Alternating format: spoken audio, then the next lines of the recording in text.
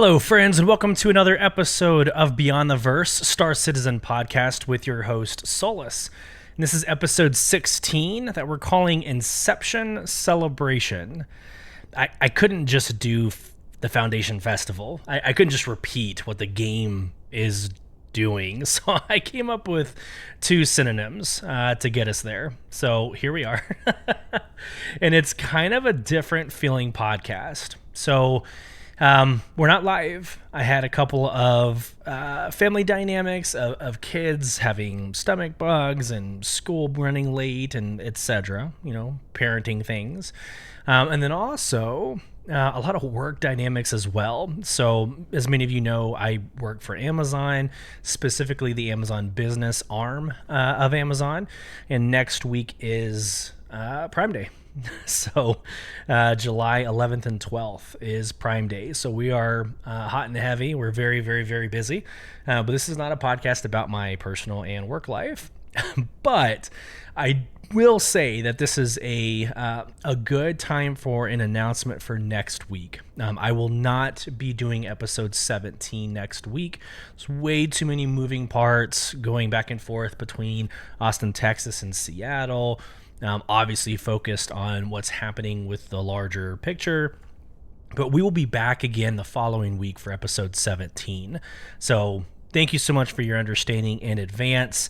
Let's get into this week in Beyond the Verse. So we're going to go back to Friday, the day after the last episode, when they dropped the Jump Point 1103, the June 2023 edition. So this is fairly new, but CIG made the operational decision to break up their cadence for jump points. It was at a time like every month, but obviously the quality of the jump points, first off, are amazing. Secondly, it takes a lot of bandwidth, a lot of man hours, a lot of publication and editorial. So I personally can understand them focusing on other things rather than trying to produce a PDF, every month. So we will go through that, and I'm actually going to shuffle that up and move that to the end of the podcast. And then we're going to get into, obviously on Monday, This Week in Star Citizens kind of announcements. Wednesday, we had a subscriber Flair publish. We have Star Citizen Monthly Report. And then today, we had the Foundation Festival release. And there's a lot of articles about the Foundation Festival. So we'll get into all of that. No lore deep dive today. Again, as we get into the transition, you will expect a lore deep dive in episode 17 and beyond. But I think there's enough to cover about the Foundation Festival and the Jump Point that will pretty much take us all the way through the hour. So let's go ahead and get into it. I don't want to belabor this too much. Let's get into This Week in Star Citizen. I'll go ahead and share my screen, but this is what you could have expected from, what is this, week 27? If you're into that sort of thing. So here we go. Happy Monday, everyone. Some pictures of the bar citizens. We celebrated that last episode, but here we go. What's going on this week? Wednesday has our monthly reports for June coming your way with Star Citizens as a comlink and Squadron 42's via newsletter. Subscribers will also be receiving the July subscriber comlink and newsletter. Foundation Festival begins this Thursday. Our annual focus on helping new players get their space legs begins with a wealth of new content, a tutorial contest, which is already underway, and a free fly and much more. Spoiler alert, I don't really see the wealth of new content. It actually feels like a copy and paste of last year, but we'll get into that. I will account for what I just said, but stay tuned. This Friday, Star Citizen Live returns with our previously scheduled game production episode with Jake Ross, starting at 8 a.m. Pacific, 3 p.m. UTC on our Twitch channel. You'll also find our weekly RSI newsletter directly delivered to your inbox. On Saturday, the community team is making their way to Paris, France. Oh, darn. Must be nice. For our next stop on the Bar Citizen World Tour. Check out the Bar Citizen comlink for details. May your heart be your guiding key. Jake Bradley, Community Manager. Here we go. And by the way, Jake, if you're listening, buddy, I know on Twitter you were vocal about some personal things going on. I just want to publicly say that we're here. We're here for you. We're here with you. And I hope everything in your personal life gets situated. All right, let's go. So here we go. Monday, this week in Star Citizen. Wednesday, we just went all through all this. So probably don't need to repeat myself. Let's get into the subscriber Flair. Okay. So I had this first off, on my socials, on our socials, what I try to do during all the subscription promotions is I try to make it look all sexy, and I pull out the image that gets shared, from CIG, and I put, Centurion and the Imperador and the store item and kind of what you get for each month. I was going to make a kind of a joke out of what was available. So I'm going to share my screen. But if you're on my socials, you've already seen this before. But it's coffee mugs. So I was going to do this whole thing the community is crying for the Kraken, for the Idris, the Banu Merchantman. But no, you get to drink out of a Star Kitten mug inside of an Aegis Hammerhead. Making light of kind of the whole situation, but I did pacify that. I didn't create a video. I didn't create a social media, but I do want to call out the idea that I wanted to, only because it is a reminder that CIG can walk and chew gum at the same time. They can continue work on capital ships, on Pyro, on Citizen Con, and at the same time, they can have fun and create subscriber Flair that's worth $10 a month, right? Keep in mind, the stuff that you're getting is $10 a month. So you got 3 mugs. You have the Aegis Hammerhead. It's actually a pretty sweet deal that everybody gets to fly in a pretty awesome ship. The Hammerhead is a pretty solid ship. So here we go. July 2023 subscriber promotions. The Finley the Stormwall mug. Made from the durable stoneware, this fanciful mug features Finley's iconic grin and inquisitive eyes. It's sure to keep your beverage warm and bring your smile to your face. Current Centurion. Star Kitten mug. The cuteness can't be contained, but hot beverages can. Within this Star Kitten mug. Personally designed by the show's legendary creator, Gennady Kuzo. It features an extra large handle that makes it easy to hold, and is constructed with an ultra durable ceramic. So its adorableness remains eternal. Big Benny's mug. You can get this from the store, by the way. This playful Big Benny mug features the brand's iconic mascot. Its unique dual-layer design features a chip and fade-proof ceramic, that feels comfortable in the hand with a special plastic coating on the lip and handle to ensure it's never too hot to touch. So there you have it. Drinking is not really a thing in this game. So that's kind of a lie. You can drink to stay hydrated and for the health benefits, obviously. But if you're flying around in your 325 Alpha, you're not going to be able to utilize those coffee machines and drink out of the mugs and partake in the whiskey and beer that you see on your Constellation Phoenix. That type of drinking is not in the game. So when I look at these mugs, I'm like, cool. I mean, it's a cool FPS item that's going to go in your hangar. I doubt people are going to really pull it out after a couple of days of messing with it, but I don't want to belittle the work that CIG has done. It's clever. It is quote unquote cute. I can see it appealing to certain audiences. I'm not going to be spending the additional money on the store item this year or this month, but maybe this fits what you want to spend your money on. Going down to the Aegis Hammerhead. So I personally have 3 of them right now. That is not a weird flex. It's just, this seems like the loaner ship that goes to all large vehicles. So I've got 3 in the hangar. This is going to be a 4th one. So for those of us concierge members that have invested in those larger ships, okay, not a big deal. However, take my brother, for instance, who's just barely, as of a couple of days ago, a concierge member, which congratulations, by the way, buddy.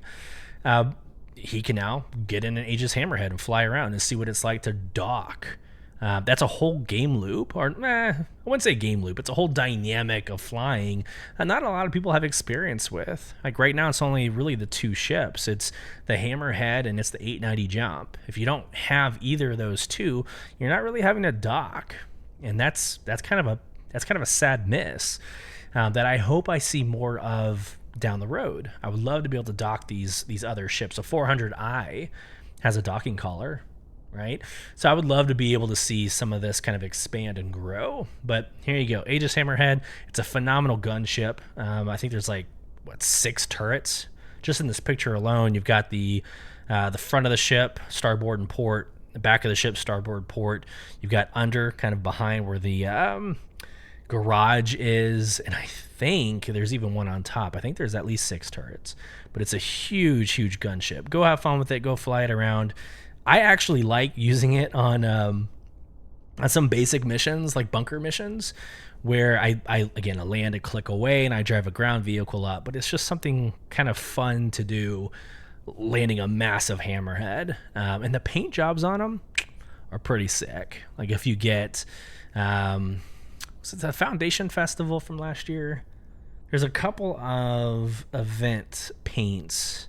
My mind is blanking. I have to go to my hangar to find out. But there's a couple of paints that just look really good on the Hammerhead. So there you go. There's also some subscriber merchandise discounts. Everything I want is sold out. So everything I've tried to ever get seems to be sold out, either in my size or in a total availability. So a little bit of a bummer there, but not a bad month. Again, I started this whole conversation off in jest. I personally am not excited about coffee mugs, but I can see the role play value. I can see where, these quote unquote collectibles will be kind of fun to put in your hangar or in your ship, just to have like that flair in the game. So I'm not going to keep dogging it. I think it's a pretty cool month, subscriber flares. So later on in the week, we did have the Star Citizen monthly report. And I keep kind of going back and forth with this.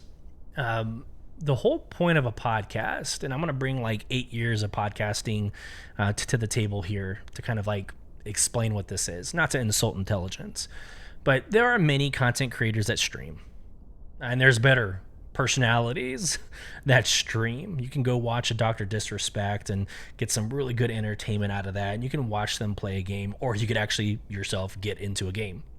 That's the part of me as a content creator that has a complete disconnect.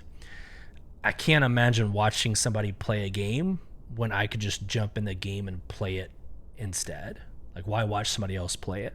So for me, I've always gone towards or gravitated towards somebody who was producing something new.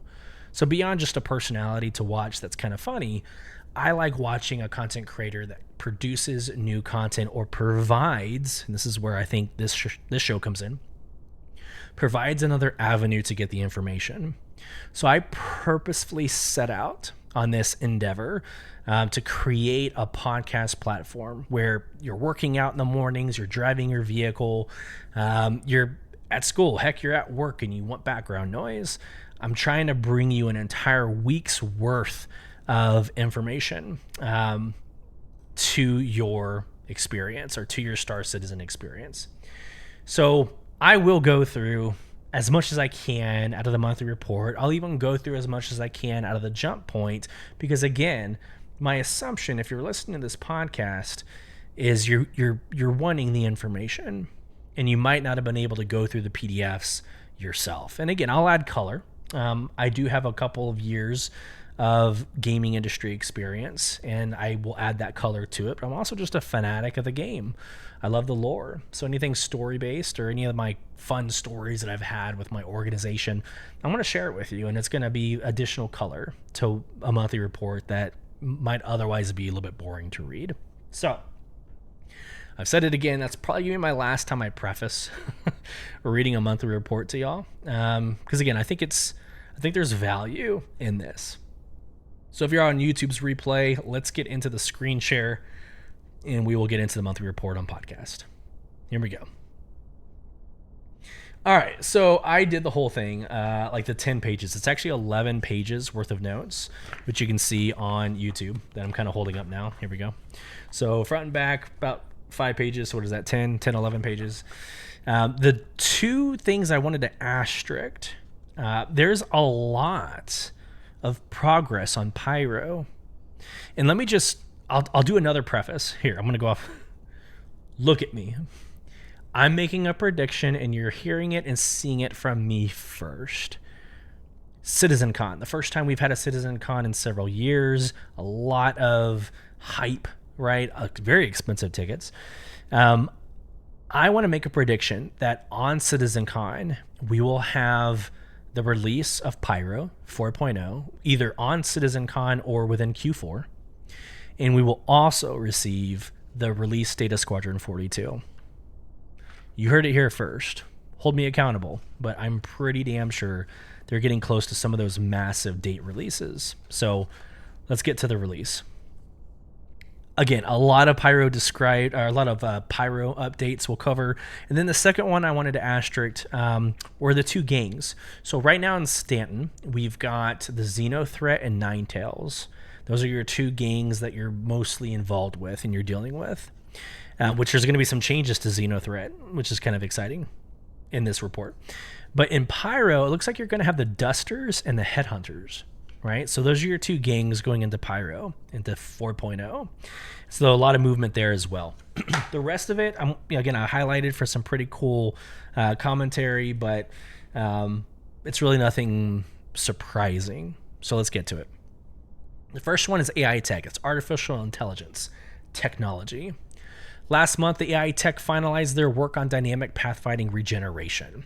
As mentioned in previous reports, this feature allows dynamic paths to detect when a navigation mesh is modified and check whether it's still valid or if a new path request is needed. When a new dynamic path is requested, the pathing component creates and stores navigation anchors. These anchors notify the pathing component each time the mesh changes, which then checks through navigation raycasts to see if the path is still valid. If not, the last part of the path is recomputed. Next, the team continued developing a feature to allow NPCs to enter and exit a ship's airlock from EVA break. This is nothing new. We've heard this for several reports now, but they're continuing to work on NPCs coming in and out of EVA. For this, they had to consider cases when a ship or space station is moving or slightly rotating. They're currently working on a scenario for transitioning from a ship with gravity to 0G by vaulting over a ledge. For tools, AI tech continued improving and extending functionality for Apollo subsumption, including adding 2 new windows for the task archetypes and variable type editors. This will allow the team to better visualize and modify archetypes and variables. The other AI tool, the Usable Group Coordinator, received improvements too, as well. This included a minor flow refactor to reduce the performance impact from bad setups and to more clearly notify the designers what's wrong. Last month, AI Tech also supported existing features in the upcoming release builds. For navigation links, they created new flow graph nodes that allow the designers to disable and re-enable navigation links for a platform or object container. For example, this will enable NPCs to use moving platforms. So that's the end of AI tech. I feel like AI is very underrated or undervalued. Well, a lot of times when you talk about a game, you judge the game's AI. Oh, the AI is easy, they're smart, or the AI is, hard. But it doesn't really get a lot of attention. The work being done on artificial intelligence kind of relieves the developers for having to manually and deliberately produce something, right? If you can create the intelligence to be dynamic, to be able to make their own decisions or follow a quote-unquote dynamic path, that's less that a developer needs to focus on. If this, then that. If this condition or this environment meets XYZ standards or variables, then this will produce, or this will be what is yielded. So any improvement or advancement in the AI tech It frees up resources, it frees up developers, but it's also something fun and exciting for the player when you see these NPCs using moving platforms. So again, I feel like it's underrated. I don't feel like it gets a lot of love as much as it probably deserves. Let's move on to animation. Last month, the animation team worked on facial animations for a new character set. They also progressed with their ongoing work on boids, which relate to animals flying in flocks or swarms. Break. So the flocks and swarms, I think that's great. I have, in fact, the picture that I used for this YouTube thumbnail was done on Hurston, and I was approaching a bunker, and there was a beautiful sunset. And I remember in that moment, because you're kind of walking through cacti, I remember in that moment how fun it would be to see like an alien bird kind of perched on top of the cactus. Now, I say that coming from a Texan, like from a Texas like background. I expect to see cactus with like a bird perched. But like that crossed my mind. And not just one bird, but like a flock of birds having life in the environment beyond just the Vandal or the Tavarin kind of walking around and existing around us. How awesome would it be to see other life? In other reports, we've read about fish. We've read about, I think dogs was mentioned. Dogs or cats were mentioned. And now we've got these flocks of birds and swarms. So I like the idea. I love the idea of the world being populated in this way. Back to the report. Art, characters. In June, the character art team continued working on the Dusters and Headhunters gangs, creating new outfits for the former and polishing existing items for the latter. Along this, the character concept art team began the exploration phase for a new Headhunters gang member and prepared handoff sheets for additional Dusters outfits. So there you go. I'm actually... I think the word tired is inappropriate. I don't think I'm tired of seeing all the purple, like the purple lights on the Ninetales armor. But I can't wait to see something new, right? Refresh or to freshen up the gaming experience. Because right now that's basically all we're seeing is the same kind of light green, light blue, purple color scheme. So I would love to see something different. Here we go. Back to the article. Art, ships. The Tumbril Storm is nearing the end of the LOD0 stage. Break. So, gaming industry, LOD, is the level of detail. And the lower the number, the more close the perceiver is. So, if you are at a LOD, a level of detail 0, you're face to face with it. How much detail, like how much texture are you seeing when you're right up against? Now, in some gaming industries or in some teams, I've heard it called Lodo. Like Lodo, and I've said it a couple of podcasts ago. So Lodo, Lodal, LOD1, Loads, LOD2. I've heard it kind of like said in that vernacular, but LOD is level of detail. Back to the article. With some areas approaching final content, materials were also published, internal damage was built, and most LODs were created. The team are currently undertaking customization work and will move on to UV2 projections in July. UV2.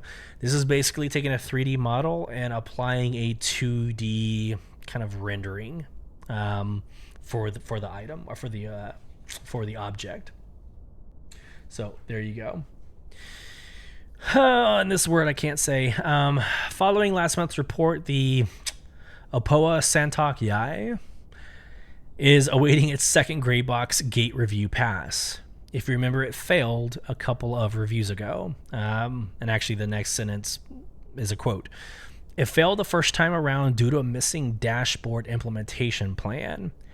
We have now created a dashboard and generated the bulk of the art for it. We simply need to make it past the gate and we will be officially in LOD0 stage. Ship art team.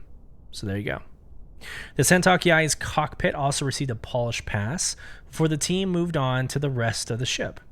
Ship art then worked with narrative on the Xi'an language translation, which will appear in the ship's UI and character inner thought systems.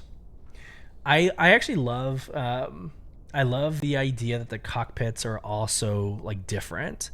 If it's a Xi'an ship or if it's a Banu ship, heck, if it's the Mirai Fury, right? Like you have a whole different experience when you get into that cockpit.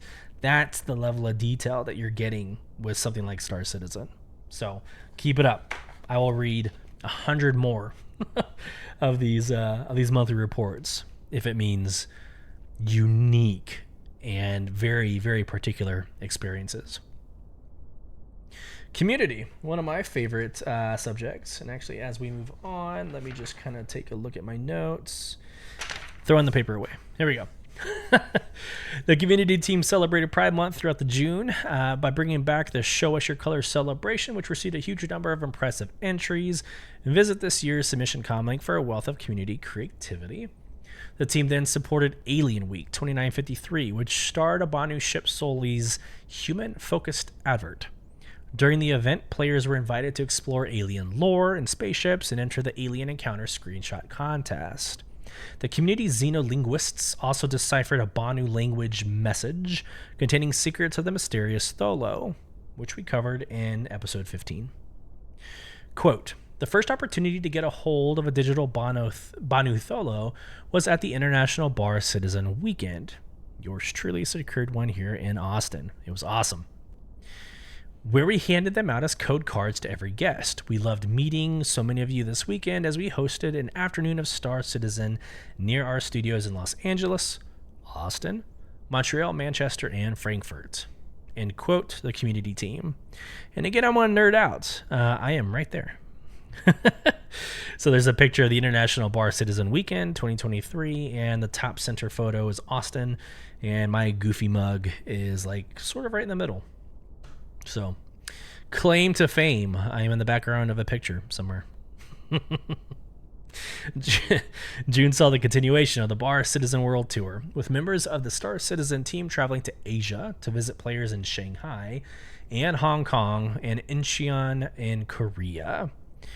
Okay, so by the way, there was this amazing model. It was like 600 meters, 12 feet long, of the Retribution. So in the lore deep dive last week, we covered Operation Mandrake and how it was one in due part of the amazingness or the capability of the Retribution.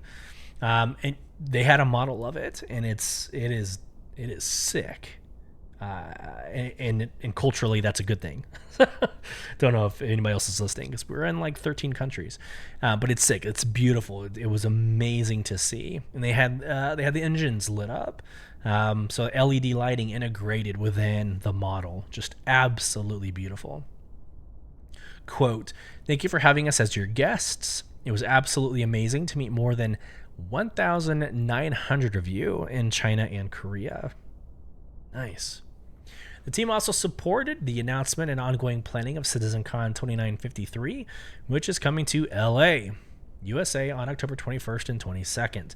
This included ticket details, an FAQ about the event and location, a guide to LA, and details of how to take part via community booth or this year's cosplay contest. Plus, in preparation of this year's Foundation Festival, community launched the tutorial contest and invited the player organizations that make the verse a better place with their teamwork to introduce themselves. It's the end of community. So we did, we'll go through the Foundation Festival and what the tutorial contest is and the free items that the recipient and the guide get. We'll talk about that. Again, I didn't see anything different, but maybe I'll have an epiphany when I read these articles in the next couple of minutes. All right, let's go. We're almost 3 pages in. Engine. In June, the core engine team finished integrating the latest changes to the main development branch. This took a significant effort, but the team managed to stabilize and roll out the many major rewrites that made over the past few months. Additionally, experiments were done on a more cooperative threading model to execute physics code, which should deliver general performance improvements. For generic shapes, all editor-side work for regular shapes was finished and is now with the artists for feedback. The next stage is editor support for multiple subsegments to allow the team to build more complex shapes out of primitive subshapes. And this is where it just starts going over my head. The Star Build, P4K version 2.0, and Mem Replay systems received various improvements and new features in preparation for them rolling out to other teams. Core Engine also worked with physics to provide tech support for the MISC whole C. So again, tentatively, for 320, we should see the whole C. So it's good to see progress being made on that chip. Back to the article. The physics team supported the game teams with various bug fixes, progressed with cantilever beams for the Maelstrom editor, and it investigated solver improvements for driven ragdolls. An IMGUI view was then implemented to allow rapid tweaking of simulation parameters for character-attached cloth so that changes become immediately visible. Regarding team structure, the entity system tech team transferred to the core engine team. And before I read the quote, this is good, right? It's better to merge and share talent that already has the training than it is to onboard brand new talent. It's going to take time. It's going to take resources to onboard an entire team or an additional asset. So this is good. Quote, while their focus will still be on everything related to server meshing, bringing the team over brings the knowledge and ownership of the entity system together, which should allow more efficient communication, end quote. Exactly. So this is good. We're going to see more of this. If CIG knows what they're doing, which I know that they do, you're going to see a lot more merging, a lot more information sharing and team expansions, right? You're going to see a lot of absorbing. When one major effort is done, you're going to see that kind of being absorbed by other teams. So this is good. When we see this happen, we want to see more of it, right? Entity System Tech also integrated their recent improvements into the main development branch. They then worked on various spawning time improvements and cost visualizations to allow for further guide loading time optimization. Finally, async entity loading was enabled in the editor for faster startup and improved efficiency. There you go. Let's see what I have on my notes. Anything that we didn't already just read? Nope. I will take the faster startup and I will take the improved efficiency. Like, yeah, we need more of that.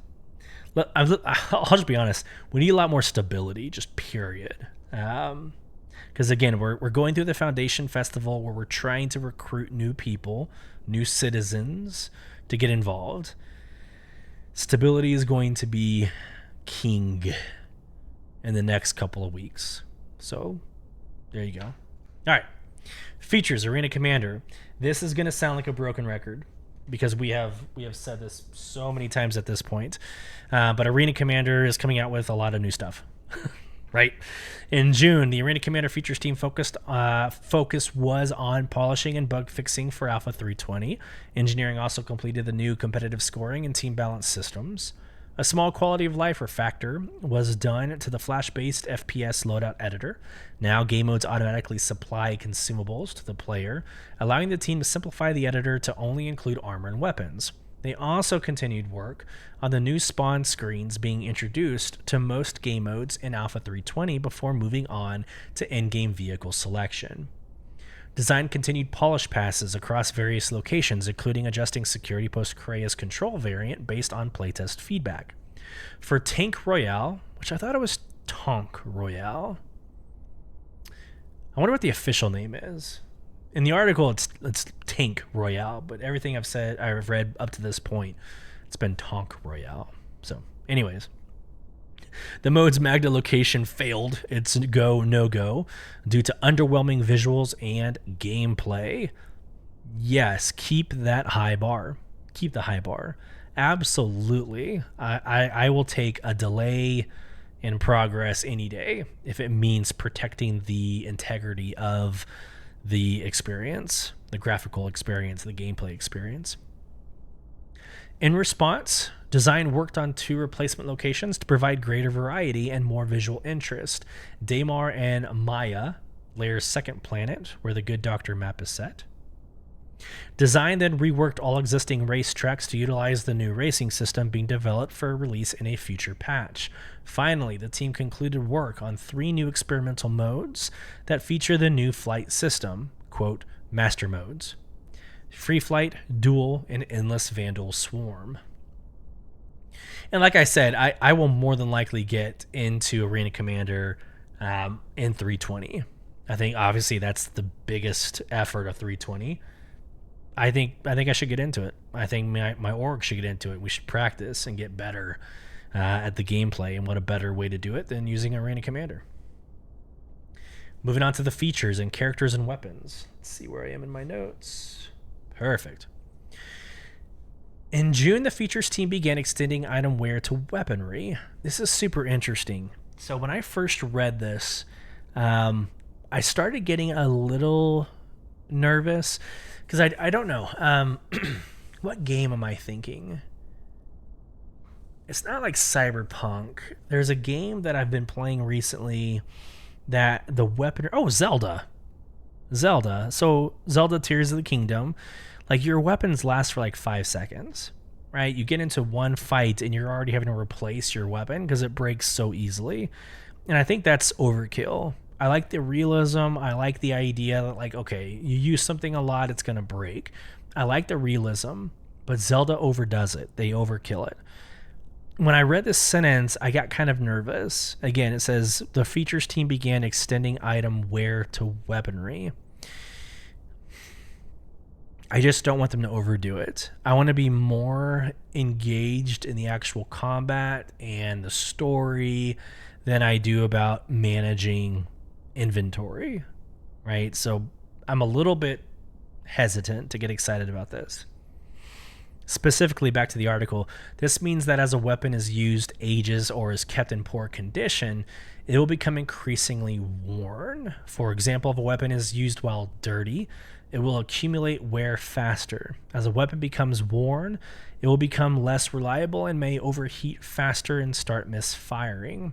This can cause minor and major jamming, requiring the user to spend time fixing the malfunction.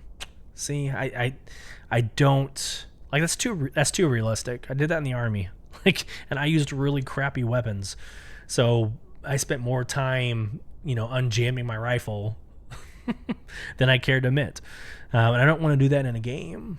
So I'm gonna slam the brake on this one. The team also looked into a minor rework of the inventory screen. Okay, hell yes. Now you're speaking my language. Fix the inventory screen. Quote, the current inventory screen is great for managing loadout and inventory storage, but we have been looking at options for speeding up looting while in combat, features team. As part of this, the team experimented with a new UI that remains in first-person view, allowing players to assess combat-related items and then quickly loot or exchange med pens, ammunition, grenades, and weapons. So this has actually happened to me several times. I'll be in a bunker, and I might have killed 6 out of the 10 enemy, and I'm on like the bottom floor, knowing that I need to still go to the top, and I'm like, let me just loot this body real quick, or I absolutely need the ammo. I'm running out of ammo, and I need to loot this person who also has P4 magazines on them. So as I'm looting, sure enough, an enemy walks by, shoots me, and I'm dead. With not a real good way of backing out quickly. And so, yes, I agree. The looting needs to be quicker. If you're arguing simulation, if you're arguing realism, well, in combat, in real life, if I see a magazine, I can literally reach down, pick up the magazine, get into the chamber immediately I can do that in a couple seconds, right? Like we do that, we train and we do that. Like a couple of seconds and I'm back into the fight. However, in this game, it's like you have to loot the whole body, or you have to like get your hand perfectly on the magazine in order to like just loot that one magazine. So it's easier if you just push F, go all the way down and loot the body. That'll bring up the body's inventory, and then you can pull the magazines over one by one. Well, that takes time. So yes, I do agree that this is absolutely something that needs to be addressed. Yes. Features and gameplay. Following the release of Alpha 3.19.1, the gameplay features team began focusing on upcoming patches. Yes. This included work on the vehicle tractor beams, with relevant vehicles being set up to support the feature. For example, the upcoming Argo SRV, can't wait for that to come out, was tested internally and towed its first ships. The resource network also progressed well, with the team pleased with its current state. They then moved on to supporting resource network relevant features, including engineering and life support. The features mission team, my favorite article. Last month, the mission features were redirected to cargo and pyro-based missions. They're currently developing cargo hauling and ship piracy missions that leverage the new cargo grid and freight elevator features. The development of a new cargo and escort-focused dynamic event began. Here we go. Blockade Runner will replace Ninetales Lockdown, keeping its strengths and removing its weaknesses by using new features and proven designs. There you go. So one of the biggest drops in this report is they're replacing a dynamic event with Blockade Runner. Work was completed on the ship cover-up mission suite. This entails scraping the hull off a criminal ship to make it unidentifiable to the approaching security forces. The team was also tasked with turning the new player experience into a modular mission that can be run in any location with the correct setup. For combat missions, most quantum travel capable ships were added to the pool that missions can spawn from. However, some that don't make narrative sense weren't added. For example, criminals won't use the Drake Cutlass Blue. Yes, so the Cutlass Blue is a kind of a police vehicle. It's got little cells in the back that you can put prisoners in. Of course, a criminal's not going to be flying a police car. As part of this work, the game's ships were divided into difficulty bands derived from data mentioned in last month's report, which was gathered from pitting every ship against each other 1,000 times.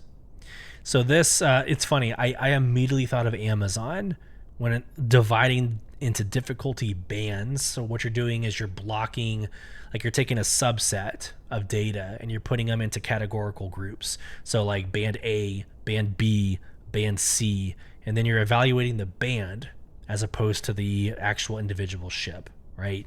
We do this in glance views when you're talking about marketing. You have an item that gets a certain number of likes and attention. Well, instead of looking at millions of ASINs or millions of UPCs on the Amazon website, you divide it into groups and you call them bands. Well, this is glance view band alpha, glance view band bravo. And you take that and it's easier to evaluate chunks. So speaking my language, awesome CIG. Then the second piece, gathering information from pitting every ship against each other 1,000 times. I love it. Trial and error. Trial and error. A technical design document was completed for the system that governs player reputations with in-game orgs, such as Crusader Industries or Ninetales. This relates to things players can do outside of missions, such as killing org members or rival players. Gameplay features also made improvements to the Defend Korea mission, including splitting trespasser tracking between the station's interior and exterior to help players better understand where to search. Quote, "We are also prototyping a means to take the turrets temporarily offline and do a momentary ping on intruders, which may or may not be used." End quote. Mission features team. Work continued on the data heist, retrieve consignment, and ship escort missions alongside the ship trespass feature. Finally, mission features worked with actor features to get the ledge grab feature enabled in the persistent universe, seeing it through the QA, its quality assurance, and go no-go processes. This feature allows players to grab onto ledges while in mid-air, significantly improving climbing and allowing players to reach ship entrances that were previously out of reach. They also made a pass on the prison escape mission alongside the USPU team to ensure the new feature could be used to its fullest. Okay, so I have an actual in-game story about this. What was I flying? MSR. So I was flying the Mercury Star Runner. I flew it into the ground garage on Hurston, so our Lorville. So Lorville, if you actually head off to the right on the edge of town, the ground garages are there. So it's a good way to like land, unload, or onboard, a Gray Cat or a Tumbler Cyclone. But when I landed, for some reason, it was just off enough where I could not get my Cyclone up onto the ramp. And then I couldn't even get back into the MSR because of the gap between the ground and where the ramp was, or where it left off. So I basically had to go into the garage. I had to stow my Cyclone. I had to go back to the airport or spaceport, and I had to load up my MSR just to call it back out again. Very frustrating, but this solves for that. If it can define that garage or that ramp as a ledge, then I could have easily just kind of jumped up into the garage, went to the front of the MSR, and been able to appropriately land. So kind of a frustrating dynamic of what should be fixed. If you're able to climb like the cave missions, you're able to climb up and down like ledges in the cave missions. I feel like my character should be able to jump and climb into their MSR. All right, let's see where we are. We're on the graphics, visual, FX, programming, and planet tech. Boom. Here we go. About halfway through, guys. June saw the Planet Tech team wrapping up their latest tools and working on their new water system. Water ripples can now be simulated across region borders, and further reworks to render code integrations with planetary atmospheric passes made the process smoother. Quantum obstacles for generic shapes were also physicalized and passed to the engine team for integration. The graphics team spent part of the month fixing bugs, improving the render thread, and developing the upcoming temporal upscaling system. For global illumination, a ray tracing prototype is now in progress, and work began on screen space probes. Screen space shadows are now more consistent, and canvas decal streaming issues were resolved. Gen 12 and Vulkan also received various bug fixes that impacted rendering and streaming performance. The GPU resource lifetime was restructured, and WAW hazards for render graph deferred execution are handled more efficiently too. The first iteration of entity spawning based on mesh setup and CGAs was submitted, which is required for Maelstrom. Alongside the UI Tech and Squadron 42 teams, graphics improved the performance and visual quality of the area map. That'll be nice, that'll be fun. But the visual quality of the area map. The interior and FPS mini-maps now use the render layers feature, which can now be applied to CGA joints, skin, and CGF attachments. Incorrect UI edge cases were also resolved and now scale correctly with scene exposure. The visual effects team enabled DataForge to support particle library groups in preparation for the upcoming changes to weapon effects setups. A crash-impacting fire-related child effects was fixed, and an entity-wide burn state can now be applied that uses dirt parameters and object temperature to determine damage and glow. Glow uses a specific shader from permanent effects for game-wide consistency. Lightning was also improved. For example, lightning cascades can be timed with a new controller, and ship shields now trigger when struck by lightning. I think the only reaction I have to that whole section was the lightning piece. I'm trying to think of, at least in Stanton, where do we see lightning?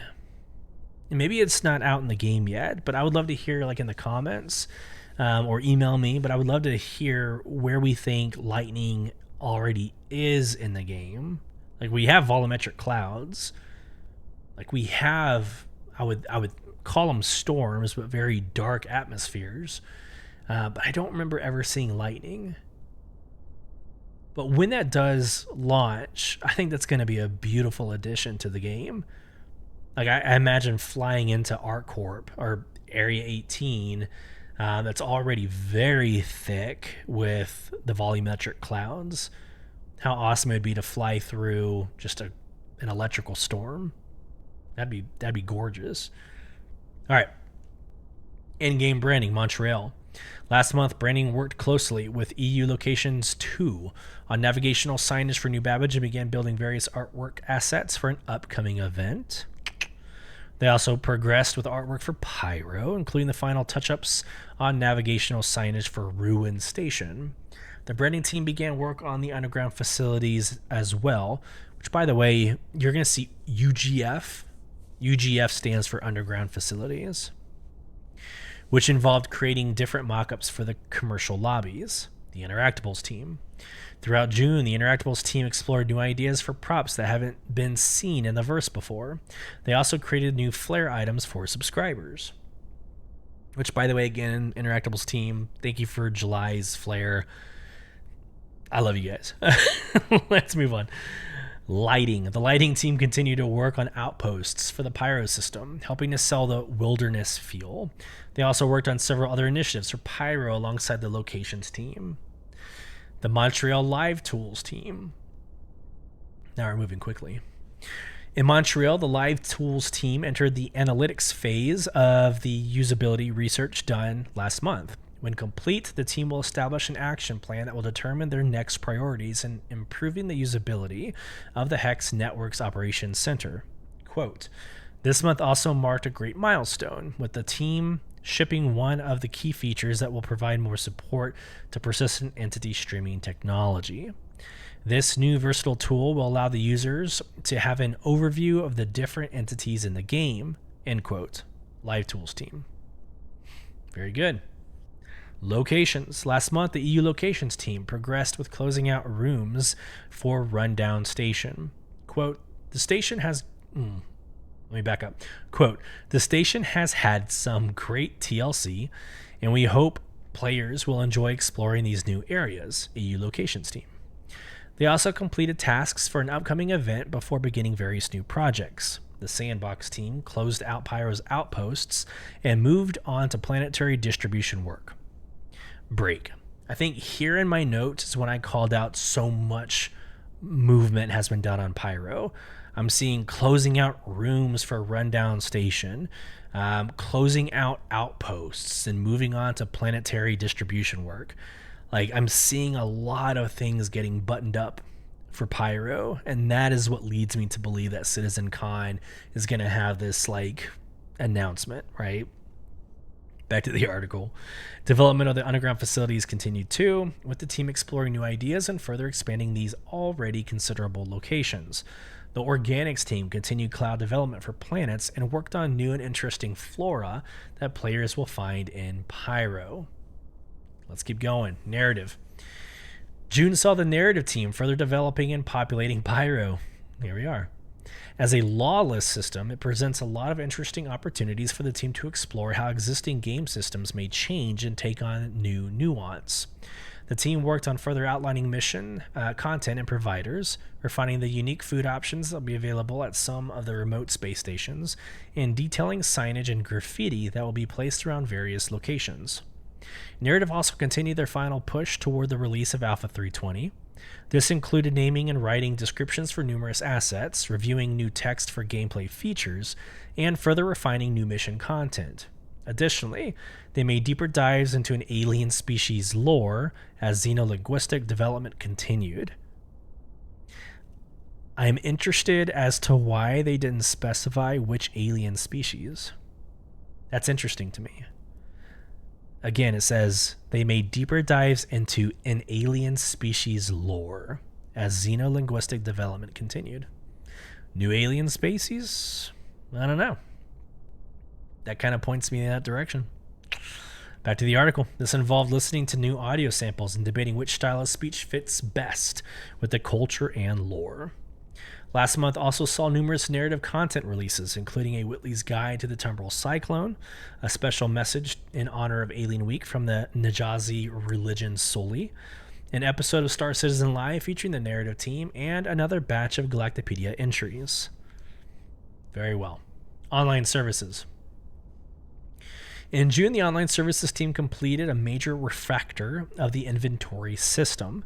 These changes won't be visible to players, but will touch on every inventory type in the game, with the goal being to address some long-standing bugs and improve persistent entity streaming performance and stability.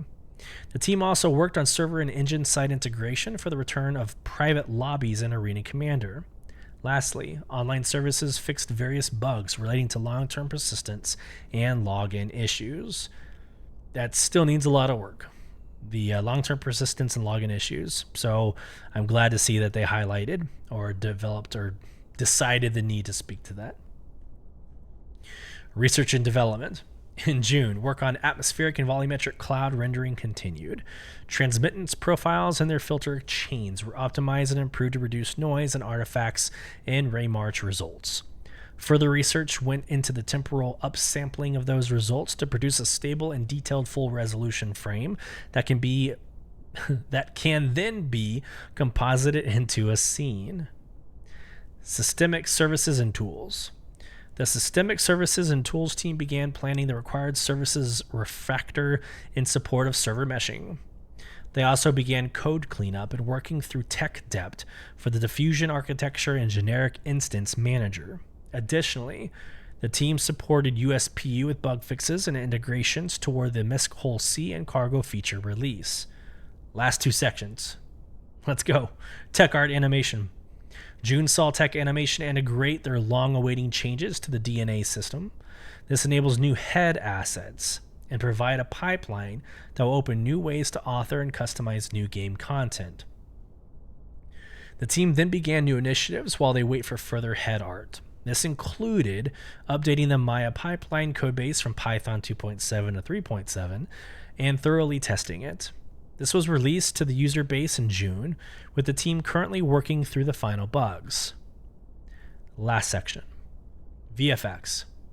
The visual effects team increased support for several locations across Pyro, including Ruin Station interior and exterior, and various derelict settlements and outposts.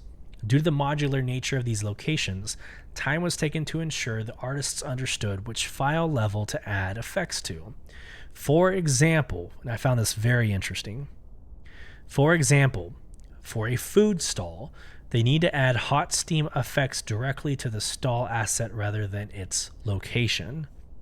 It's interesting. It's interesting, like, I personally don't think of that until I read it. I'm like, oh, that makes total sense why you would do that. The team also supported several new platforms on Orison, including falling and rustling leaves, water fountains, and more. Several ships progressed throughout June as well. All right, that is a lot of information, and I'm glad you stuck with me. It is great information, and again, I'll say this one more time: if you have any interest in gaming, the gaming industry, the majority of that needs to make sense to you. It's got to make sense to you. And even just being able to speak to it, being aware of the implications, what team, like one team's impact will have on a downstream team, it's very important to consider. That's why I like program management, project management, program management translates so well into the gaming industry, because it's a lot of that. It's a lot of headcount, time, asset management. So, okay, that brings us to today. We're now to the Foundation Festival. So we've got the Foundation Festival, and then we'll end with the jump point, kind of roundup, if you will. So the Foundation Festival. Let's get into the whole thing. Here we go. So here's the main page, and again, everything you ever see on my podcast is basically from the website. So if you go to the comms link, it's one of the top items here, the Foundation Festival.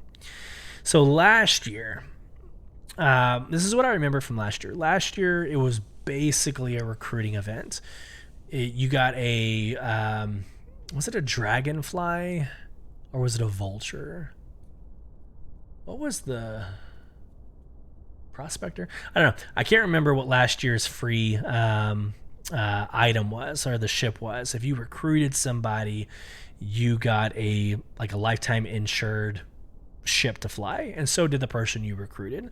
So that's kind of the basis of Foundation Festival. It's getting people involved, new recruits, and then those who are currently involved, how do you get them even more involved, right? It's that war, like the win back, acquire, retain. It's that whole effort. That's this marketing event, right? How do you get more people? How do you get them back into the game? So here we go. Foundation Festival 2953 is a month-long program to strengthen community spirit around the Empire by encouraging its citizens to volunteer with local and imperial organizations. Join us in making the universe a better place for all with a free fly, referral bonuses, and rewards for both veterans and new recruits making use of the guide system. So up to this point, exactly like it was last year. And I'm going to be kind of like making this point like throughout this entire presentation. So it is free to fly from now to July 17th. So going to my little doodad over here, that is a week and basically a half. A week and a half. So Monday the 17th. There you go. So free fly, jump in, invite your friends to play, have a good time doing it. And if you're inviting your friend to do it, volunteer to be their guide. There's some rewards that comes with it. So the guide system. Guides are experienced players that accompany new recruits on their first steps into the verse, showing them the ropes and how to survive the dangers of Stanton. During Foundation Festival, both the guides and the new players can fly away with exclusive rewards just by participating. Learn more by clicking this. If it was like last year, the user interface basically is the guide will volunteer to guide for this time. So it's 10 p.m. on a Thursday night. I'm going to say I'm going to guide for this hour. And so I will put myself into guide mode. And then a new player can elect into the guide system, but like as a recipient, right, as a client of the guide system. And we could get paired. So we get paired and they get to choose kind of what they want to be taught. So is it how to fly? Is it first person shooter kind of combat experience? Missions, trade, and if you cover all of these items at the end of the session, the client can go in and say, yes, this guide was really awesome and they helped me with XYZ. Then you get credit for that XYZ. Now last year it was paint based, so you would get a paint for the Arrow or the Valkyrie or any of these other ships, right? The Prospector. And it was green and chrome. It was really beautiful, actually, from a lot of the ships. It was very beautiful. So I'm pretty sure that's what it is this year. Again, the same year over year. It looks like the paint. If I'm going through the website and I'm scrolling down, it looks like the paint is still the same. It's the Foundation Festival kind of green and chrome. So here's the article, exclusive guide systems and rewards. Everyone who uses the guide system during Foundation Festival will receive exclusive in-game items from character clothing to weapons and ship paints. Don't miss your chance. These rewards are exclusive to this event. Learn all the details of this year's offerings by clicking Guide System Rewards. All right, community resources. One Big Happy Galaxy. Looking for tutorials? The Star Citizen community posts a wide range of tutorial videos. Link to go there. Plus, new recruits can find their feet in the dedicated new player chat, the perfect place to meet and plan first adventures together during the entirety of the Foundation Festival. That's cool. That's actually really neat. So this chat is only available to new players who join between May 19th through July 31st. I think that's new. I didn't see that last year. But a specific Spectrum chat, that's actually brilliant. And I actually think we need a Spectrum chat for those going to CitizenCon, like VIP and general access, like together, not separate, but together, so that we can talk about like things to do before and after, events. I think more use of the Spectrum chat is better for the community. All right, then it goes through like choose your path, and I'm not going to go through it on this podcast, but like it basically gives you what you can do in the game. Medical, missions, salvaging, combat, fueling, so like hauling runs. So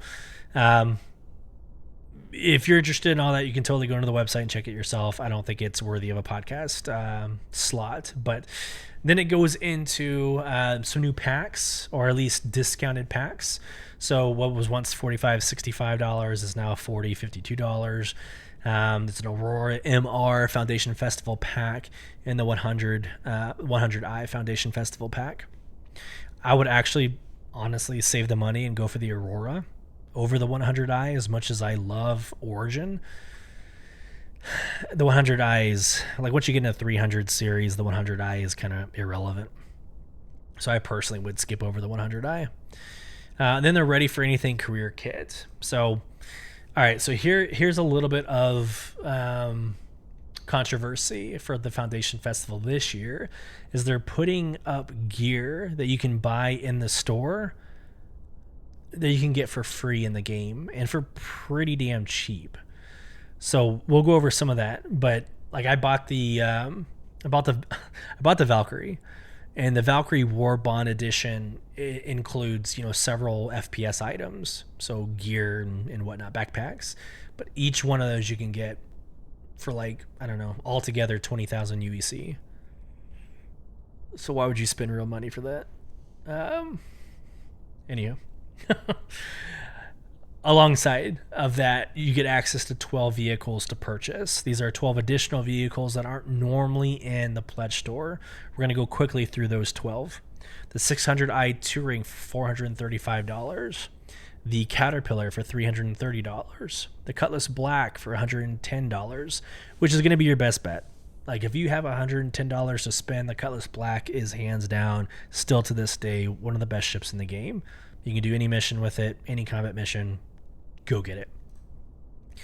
The Cutlass Red. Now, I just bought the Cutlass Red today. All right, I melted. What did I melt? I melted like an X1 Velocity, one of the Origin like speeder bikes. I melted that so I could have the lifetime insurance and applied it towards the Cutlass Red. The Cutlass Red, and somebody, I welcome you to put something in the comments or to email me to name a better dropship. I think the Cutlass Red is hands down the best dropship in the game for the current condition of the game. So no, you can't put a Nova tank in the back like you can a Valkyrie. But it has 2 medical beds, and you can stuff a crap load of people inside of the Cutlass Red. 3 beds that you can log out of, and it's got the versatility of a Cutlass series for $135. So again, Cutlass Red, that is a solid ship to go to, and that's why I bought it. The Freelancer, this is just the base Freelancer, $110. The Gladius, which is still to this day the meta fighter ship, the solo fighter ship, so Gladius, $90. The Mercury Star Runner, one of my favorite ships in the game, $260. The Prospector, which is your kind of solo mining ship, so there you go, $155. The Razor, that is a MISC Razor, and it's a racing vehicle. So if you want to get into competition racing, $145. The Starfarer. Okay. So the Starfarer is like one of the largest ships in the game at this current moment for $300. And it's basically a refueling, resupply ship. But that functionality is not really necessary in this current moment. I out of any organization or org Night or any other organization I've participated in, we never needed a Starfarer in our fleet. It will have its purpose. It's not really needed right now. So I don't foresee that selling much, but that's $300. And then the Valkyrie is what I got today as well, and that is your dropship. Now, this to me is the best, like, dedicated dropship. You can put a Nova tank in the back. You can fill up. I mean, the whole bottom has like several chairs. The upper, like, you climb up the ladder to get to the cockpit. That up there has a bunch of chairs and beds. So like, this is going to be like your massive dropship to go into Jump Town or when something else, spawns, in this game, this is going to be the dropship of choice. So I picked up the Valkyrie. That's $375. The Vulture, this is your single salvaging platform for $175, and that puts us right back to the 600i touring. So the ship selection is pretty decent. What I will tell you is, let's just take a look at the Valkyrie real quick. The special upgrade offer. I'm going to view offers. This additional item. So it comes with career kits. So some of these ships that are war bonded come with a career kit. So let me just read this. Perfect for the aspiring fighter, this pack features the daunting dropship, yes, along with everything you need to kickstart your exploits in professional violence, including a full armor set, an undersuit, a P4 AR Night Stalker rifle, which you can get easily in the game, and a classic Gemini L86 sidearm. And I want to say like the armor set is the singular, the Orc MX singularity armor. So again, I don't necessarily see the appeal with the extra or the career gear that you could just buy in game. I'm going to keep screen sharing because we're going to go straight through the Foundation Festival articles, and there's 4 of them. So this was the first one, this was the main one, the rest is going to go pretty quick. So here is the free fly referral bonus, and for this year it's the Grey Cat STV. There's racing now, so this actually makes sense to me. There's racing, I know Orison has that racing track that you can take the Grey Cat to. So the Grey Cat STV, I can totally see it. But that is it for this, and you and your recruit gets the vehicle. So I just want to be very clear about that. So everybody gets it, you and the recruit. So there you go. Let's move on to the organization spotlight. So there are a couple of weeks ago, they asked organization leaders to kind of produce a visual on who they are and what they can provide newcomers. And so they chose the top 40. CIG chose the top 40 organizations. And so if you're interested in joining an organization, you're able to join, I think it's still up to 5. So beyond just Soul Provision, which is the best organization in the game, you can choose 4 other organizations to be a part of. And there you go. Here's a huge list of organizations that you can join.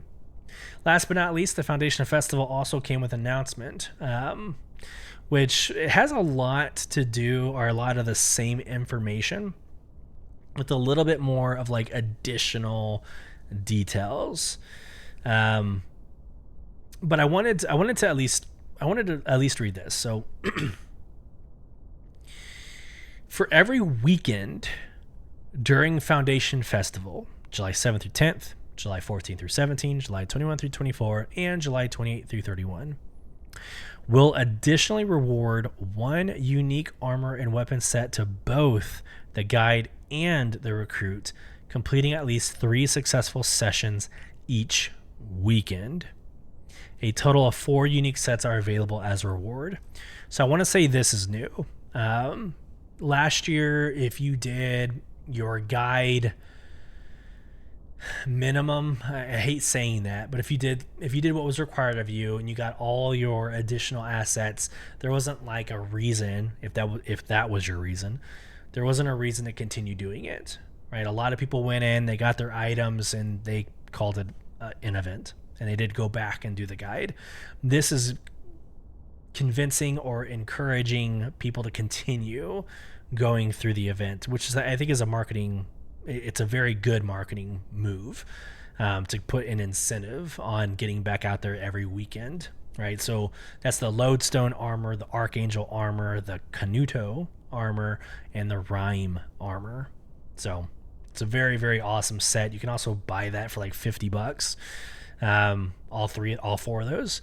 It's actually the set. It's the set you can get for $50, or you can just guide new players and get it for free. So there you go. So the Foundation Festival, again, from now to July 17th, it's going to be fine. Check your ego at the door. This is not the time for you to run around an orbital station and talk crap to a new player. Like, please represent the community with respect and dignity. Remember what it was like when you first joined, and try to make the experience for the new player even better. This is your time to do that. So please represent us well. My plea to you as you guide new players into the verse. All right, jump point. Here we go. So I'm going to go ahead and just maximize everything. I'm going to get us into jump point. All right, so jump point 1103 dropped last Friday, and I think this is a really good way to wrap up the podcast. Again, kind of a funny story back at the Austin Bar Citizen. I had the chance of winning like the 3rd issue of Jump Point, the physical copy, and I listed only the 4 alien races and not the 6 that were required. So that's a little frustrating, but I am a huge fan of the Jump Points. It's something over and above that CIG is doing that I don't think anybody else, any other studio has done. I truly don't. And again, drop in the comments if I'm not aware of a game that's doing this. But Jump Point is an opportunity for teams to highlight their work that are of interest to the gamer, right? So in this edition, you've got Arena Commander 1.5, which is the reason why they're not calling it a 2.0, but 1.5, all the additions and the why behind the Arena Commander updates. Then they're going to go behind the scenes with the Tumbril Storm, some really cool images, really cool background to the vehicle, the lore feature, the known Xi'an timeline, and then the portfolio of the Mirai Fury, or the Mirai series. So we're going to cover the last 2 for sure, the lore feature and the portfolio. But let's just go quickly through these images and kind of what to expect. So Jump Point from the cockpit is usually like a larger narrative. It's like a executive summary. If you're from the corporate world, it's like an executive summary of what to expect in the Jump Point. Again, I would take all these photos. If I had this in a book, it'd be a coffee table book for me for sure. But in development, Arena Commander 1.5, it puts some backstory to it. It's been around for years. Why update it now? What are the main goals for Alpha 320? This kind of explains the why, which is what drives me. It's why I'm so focused on the development and what CIG is bringing our whole generation. It's giving us a glimpse of like behind the curtain for a gaming industry that we don't normally get. And so it's both a blessing and a curse. And I'm sure CIG can tell you more than I can, but I'm sure it's a blessing and a curse at the same time, because questions get asked, and of course you're not acquiescing my every desire. So, you're not doing the right thing. That can be very frustrating, right, for a developer. So here we go, moving on. So we got experimental modes, kind of what we're thinking about doing with it. Stage 1, which is the 1.5, going into stage 2, plan for delivery. Long term, give us a hint about stage 3. So kind of where we're going, the so what factor, what to expect as the latest maps and the gameplay features are released. So Arena Commander gets a huge spot in the Jump Point. Then it goes behind the scenes to the Tumbril Storm. Now this is mainly pictures, but it's almost convinced me. It hasn't, but it almost has convinced me to invest in this ship, because it looks amazing. But again, it gives the background of the Tumbril Storm, where it came from, where it's going, why the Tumbril Storm. But here you go. It is definitely a solo tank, and it just looks amazing. So I'm just going to go through the photos real quick. Some white box, gray box, some 3D rendering, right? Some beautiful. It actually has some of the gray cats, right? Or the cyclones next to it, so you can get that kind of idea or that picture just how big it is, right? Some pictures of the nova, right? Moving on. Actually, those are other concepts, but basically the size of the nova. I love the backing. Like, it almost looks like the Scorpius backing, or even like the ventilation of the MSR. It's kind of got that scaled or that rigid spine to it. I love it. Beautiful, beautiful. Alrighty. So this is, again, just more about the development, the stages it took, how they're developing it, where they're seeing it going, different paint schemes.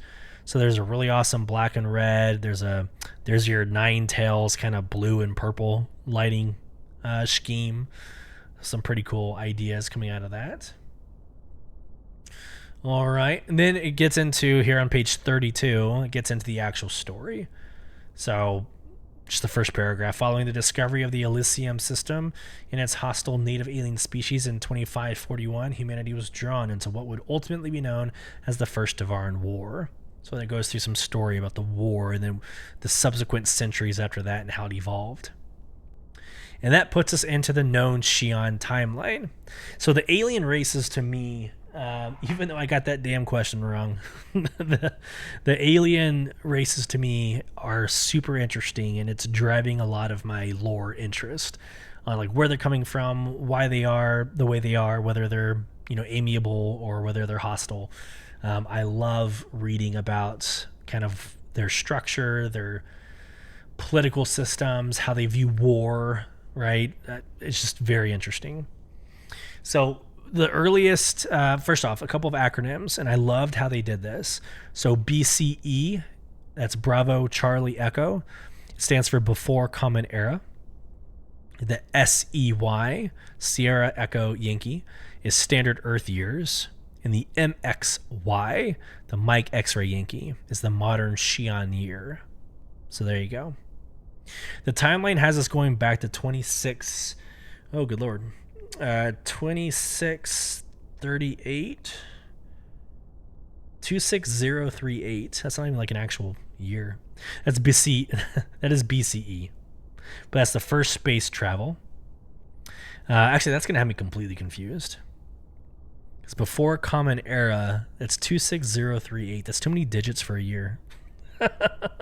Anyways, first space travel, the Great Divide Civil War. Let's get into the Great Divide. Millennia of Machiavellian scheming, political intrigue, and skirmishes amongst powerful Xi'an houses finally erupt into all-out war. Every corner of the empire is threatened as smaller houses, bound by myriad alliances and agreements, are pulled into the conflict. 19770 BCE, loss of homeworld.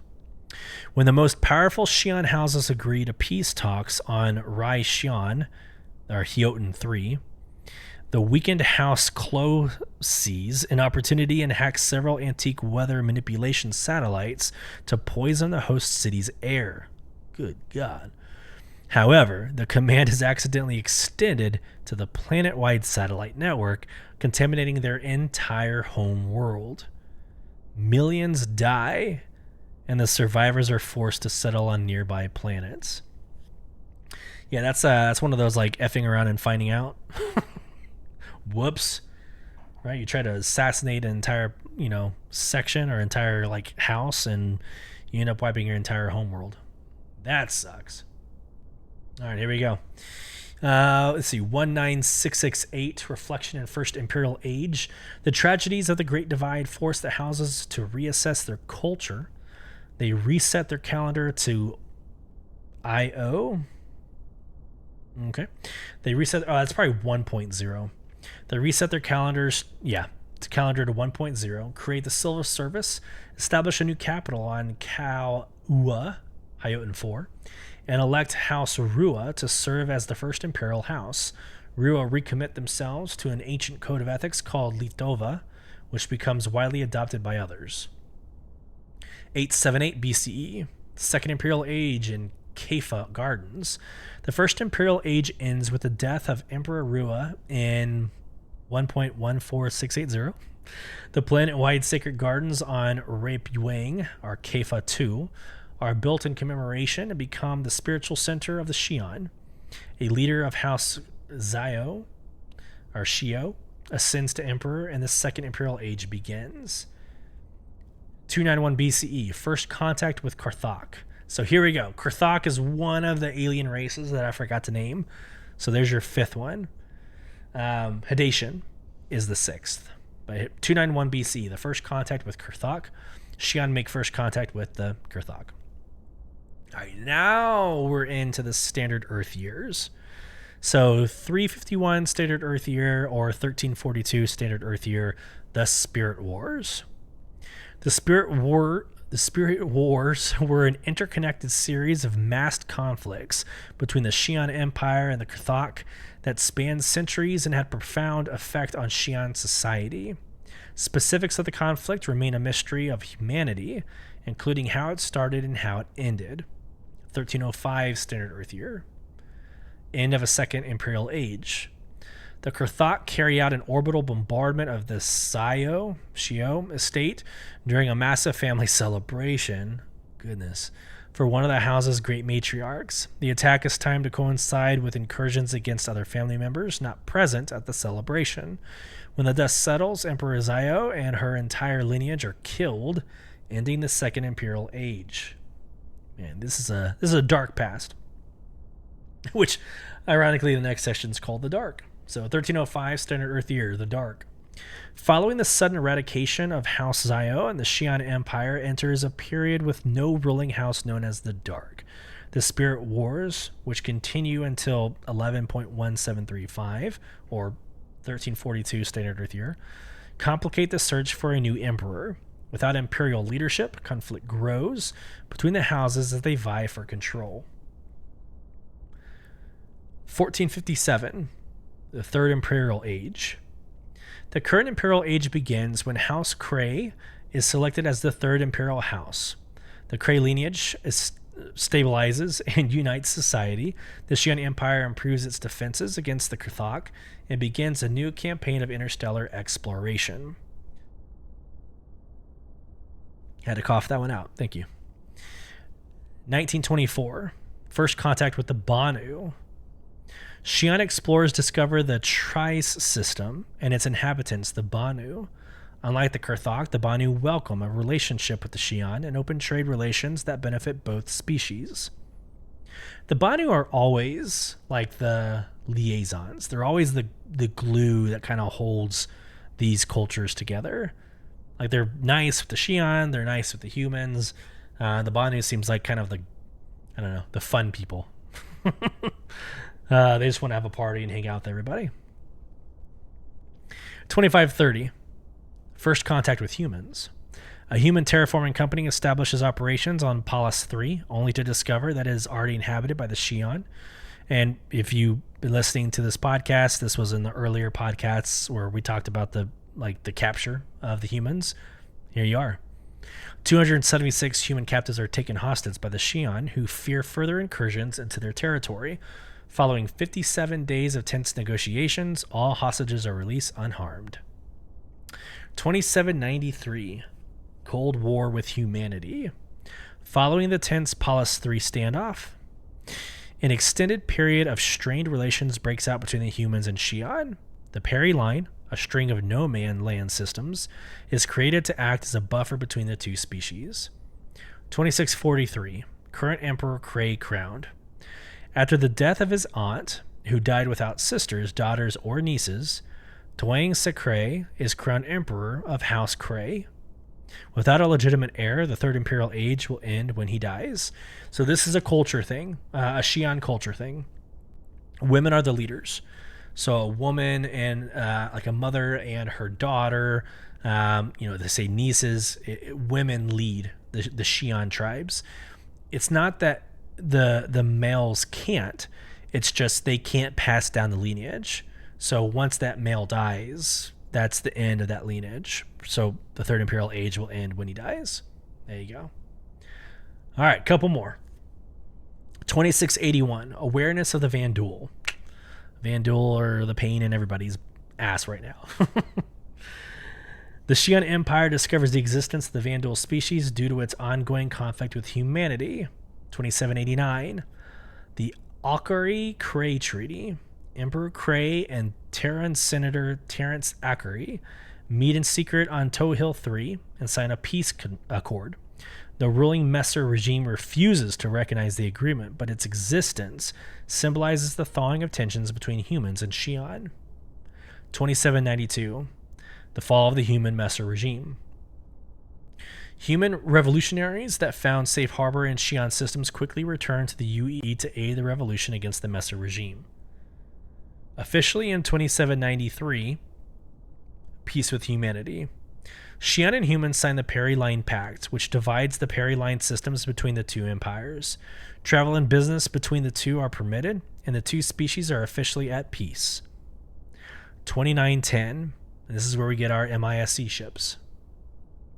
Partnership with MISC. MISC signs a historic Lend-Lease agreement with the Xi'an, which promotes the flow of ideas and tech between both sides. Subsequent MISC ships, including the Freelancer, Reliant, Razor, and Fury, will all feature Xi'an influences and or tech. And last, 2947. This is 2 years after the events that start Squadron 42. The Human Xi'an Trade Initiative, or the HUXA, H-U-X-A.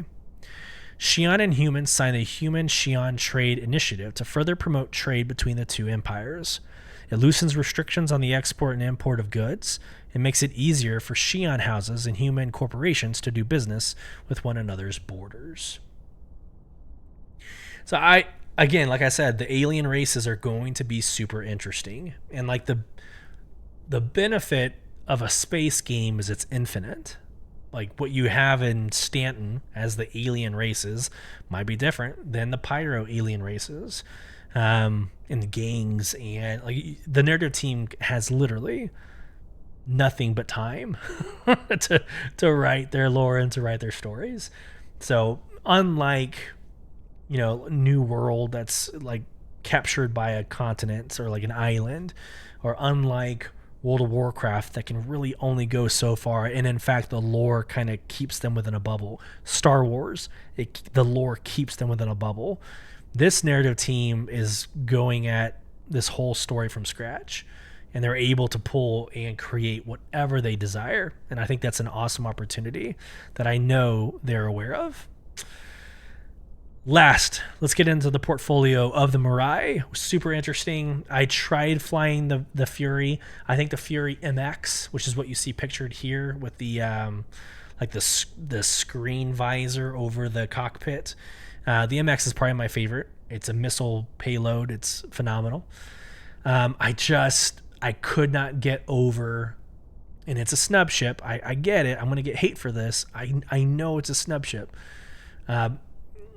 But you need to mature the tools to spawn a ship within a ship first.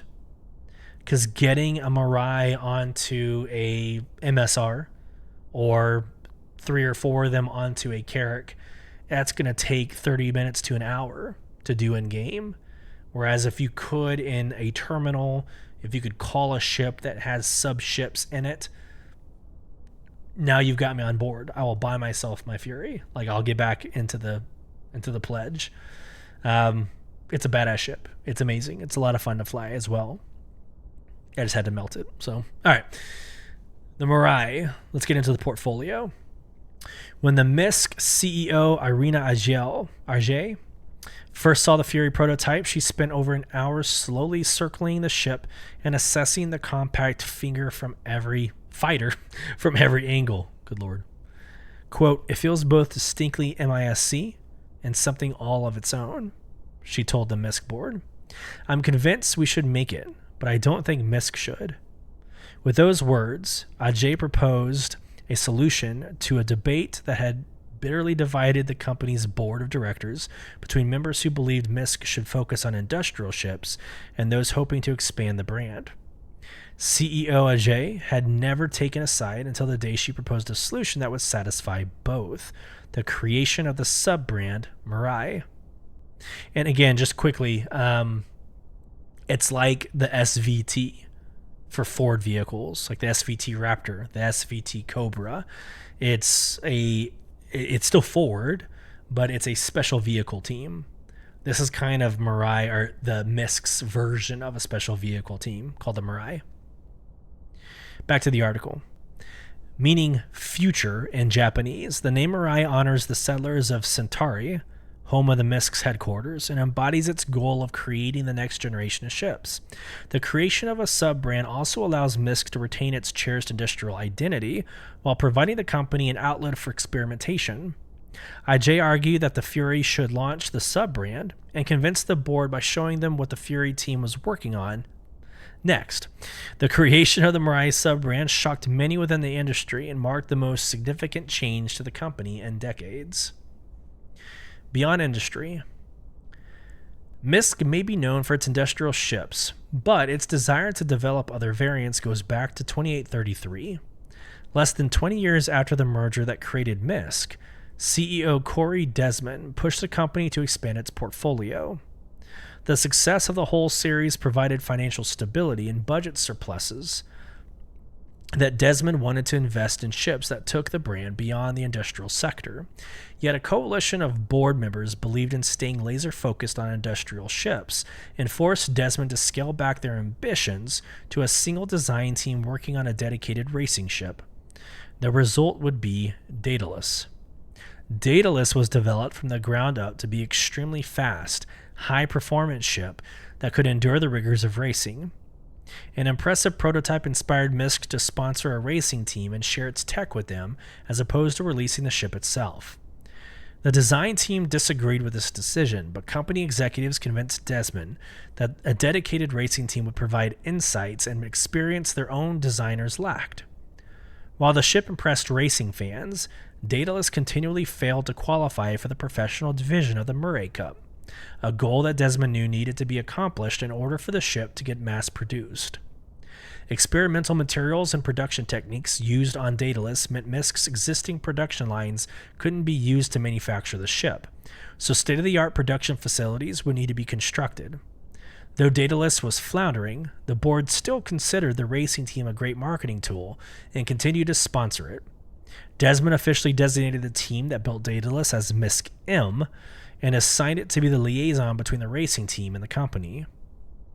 While delivering upgrades for Daedalus became part of MISC M's working orders, the division was also directed to produce innovative and imaginative new ship designs with no mandate to keep them industrial. Most of these designs would remain theoretical, and the division's minuscule build budget was almost exclusively reserved for testing Daedalus improvements. By now, the division carried a reputation as being where inexperienced designers learned and old designers faded away. In reality, it became a training ground where youngsters honed their craft under the tutelage of veterans who enjoyed the freedom of exploring unique and unusual designs. Decades of constant tinkering on Daedalus increased the ship's performance, with it ultimately graduating to the Murray Cup Professional Division in 2898. The MISC racing team has been a regular qualifier ever since. MISC M also developed and carefully cataloged thousands of designs for everything from full ships to components to ship furnishings, but it never ushered any new ships into the prototype phase. Instead, any interesting ship directions were reassigned to other teams where they were molded to acceptable MISC parameters or eventually scrapped. Every few years, some members of the board would argue for shutting down MISC M or folding it into another division, but the majority continued to support its mission. This deep well of innovative and unorthodox ideas would become more important than ever when MISC signed the landmark Lend-Lease agreement with the Xi'an in 2910. Last page. Alien influence. Following the agreement signing, MISC quickly put the newfound wealth of knowledge and resources to good use. The Freelancer, released in 2915, utilized Xi'an tech to transform it into the beloved industrial hauler known today. Despite this success, MISC discovered its traditional design team struggled to integrate Xi'an tech or use its influence to push further innovations. Eventually, the out-of-the-box thinkers in MISC M were tasked with evaluating the influx of Xi'an ideas and imagining uses for them. The division also combed through its massive design database to see what ideas could benefit from Xi'an tech. The first design pulled was for Daedalus. Much had changed since the original Daedalus, but the team saw massive potential in using Xi'an tech to make it fly faster and be cheaper to manufacture. Further upgrades and innovations were developed, but they remained untested until 2940, when MISC decided to pour more money into its racing operations. The company ended its partnership with the outside racing team and tasked MISC M with building the new ship. The result was the Razor, which would win the Murray Cup Classic race in 2945, the year of Squadron 42, thanks in part to the piloting heroics of Trevor Human. Upon its release in 2947, the ship sold extremely well and received rave reviews. The Razor's commercial and Murray Cup success, combined with the triumphant launch of the Reliant a year earlier, convinced MISC to continue developing bold new ships. The company dramatically increased the funding and staffing levels of MISC M and directed the team to develop the ideas that excited it the most. Over the following years, CEO Ajay took great interest in MISC M and frequently visited the division to check on its progress. She encouraged it to embrace MISC values but refresh the aesthetic. Meanwhile, Ajay told the board that the division had the potential to significantly boost company revenues. Insiders believe she long wanted to make the division its own sub-brand, partially to enshrine its mission in ships as distinctly different from MISC, but didn't want to reveal her plan until it produced a second signature ship. The Fury would be that ship, and inspired CEO Ajay to unveil her master plan. Once approved by the board, the company also decided to make the Razor part of Mirai. It might have been released under MISC, but the ship's history within the division and its ties to the original Daedalus made it an ideal fit. What comes next from MISC's performance sub-brand remains a mystery to anyone outside the company. Rumors claim that the Mirai will push the integration of Xi'an tech to bold new levels, leaving ship enthusiasts and competitors in eager anticipation of what will come next. What a full episode. We covered a lot. We covered a lot today. And I hope this has found everybody well. This has been episode 16. I hope everybody enjoys the Foundation Festival. Again, we are not going to be producing an episode next week due to Amazon's Prime Day, where I'll be engaged in that matter. But we will be back in 2 weeks for episode 17. So again, like I said, I hope this finds everybody well. Safe travels as you traverse in the verse.